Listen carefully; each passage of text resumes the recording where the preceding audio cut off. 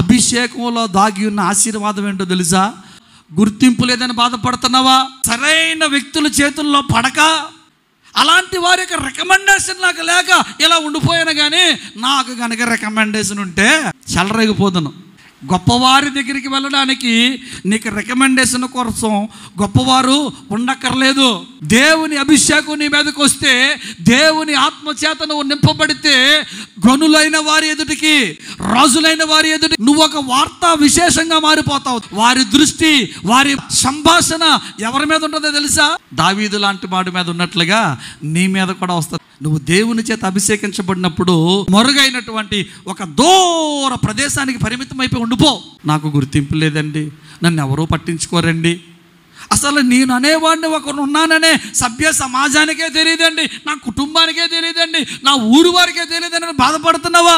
మరుగైపోయిన నీ జీవితాన్ని గనులైన వారి దగ్గరికి దేవుడు తీసుకొని వస్తాడు.